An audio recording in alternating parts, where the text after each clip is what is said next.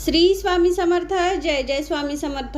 पुत्रदा एकादशी व्रत करणाऱ्या प्रत्येक व्यक्तीने पूजा केल्यानंतर श्रावण पुत्रदा एकादशी व्रताची कथा अवश्य ऐकावी. असे केल्याने व्रत पूर्ण होते आणि मनोकामना देखील पूर्ण होतात. आता आपण कथेला प्रारंभ करणार आहोत. तुम्ही नक्की याचे श्रवण करा किंवा मग बरोबर पठण देखील करू शकता. पुत्रदा एकादशी व्रत कथा. प्राचीन काळी धर्मराजा युधिष्ठिर असे बोलले होते की, हे प्रभो, आता श्रावण महिन्याच्या तेजस्वी पंधरवड्याला येणाऱ्या एकादशीची कथा मला सांगा. कृपया तिचे नाव स्पष्ट करा आणि त्याच्या संबंधित विधी देखील सांगा. मग प्रसिद्ध भगवान मधुसूदनाने उत्तर दिले, हे राजा, आता शांततेत मी तुम्हाला श्रावण महिन्यातील तेजस्वी पंधरवड्याला येणाऱ्या एकादशीची कथा सांगेन. ही कथा ऐकून वाजपेयी यज्ञाचे फळ मिळते आणि मिळालेले देखील आहे. द्वापर युगाच्या प्रारंभी महिषपती नावाच्या नगरावर महिजित नावाच्या नीतिमान राजाने राज्य केले. पुण्यवान असला तरी तो संतती विरहित होता. तो सतत चिंतेत राहत होता, कारण त्याचा विश्वास होता की त्याचे राज्य दुःखाने भरलेले आहे. संतती नसलेल्या या संसारात किंवा परलोकात सुख मिळू शकत नाही. जसजसा तो मोठा होत गेला तसतसा त्याचा त्रास वाढत गेला. एके दिवशी तो आपल्या विषयांना संबोधित करताना ते म्हणाले, मी आयुष्यात कधीही चूक केली नाही. मी माझ्या प्रजेकडून अन्यायाने संपत्ती देखील गोळा केली नाही. देव आणि ब्राह्मणांची संपत्ती हिसकावून देखील घेतली नाही किंवा कोणाचाही वारसा घेतला नाही. मी माझ्या प्रजेला पुत्राप्रमाणे वाढवलेले आहे आणि अन्याय करणाऱ्यांना ते माझेच नातेवाईक असल्याप्रमाणे शिक्षा देखील केलेली आहे. मी कधीही कोणाबद्दल द्वेष, तिरस्कार ठेवला नाही. मी सर्वांना समान वागणूक दिली आहे. धार्मिकतेने राज्य करत असतानाही मला या काळात खूप दुःख होत आहे. दुःखामागील कारण मी समजू शकत नाही. सल्ला मागून राजा, महिजितचे मंत्री आणि सल्लागार जंगलात मागे गेले. तेथे त्यांना महान ऋषी आणि ज्ञानी लोक भेटले. त्यापैकी लोमाशा हे पूज्य ऋषी होते. हे सद्गुणांचे आणि शास्त्रांचे पारंगत होते. सभेने त्याचे आदरपूर्वक अभिवादन केले आणि त्यांच्यासमोर त्यांची जागा घेतली. ते बोलू लागले, हे ऋषी, तुमचे दर्शन घेण्याचे आम्हाला भाग्य लाभले आहे.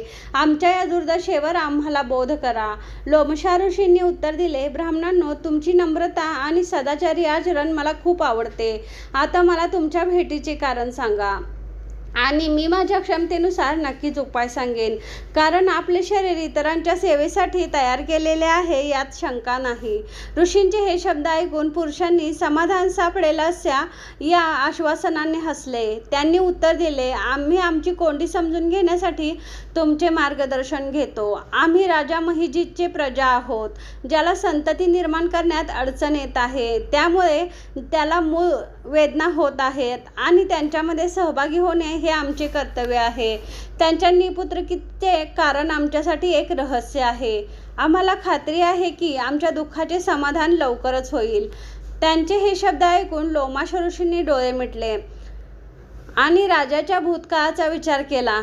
तेव्हा त्याने प्रगट केले की, ब्राह्मणांनो, पूर्वीच्या जन्मी हा राजा अत्यंत दरिद्री आणि दुष्कर्मात गुंतलेला होता. तो गावी फिरून हानी करत असे.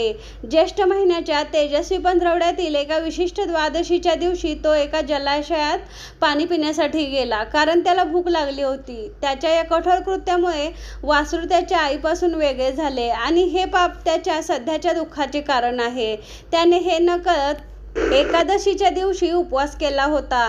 त्यामुळे त्यांचा जन्म राजघराण्यात झाला होता. राजा श्रावण महिन्याच्या तेजस्वी पंधरवड्यातील एकादशीचे पालन हे त्याच्या मागील जन्मातील पापांची क्षमा करण्यासाठी उपाय म्हणून काम करेल.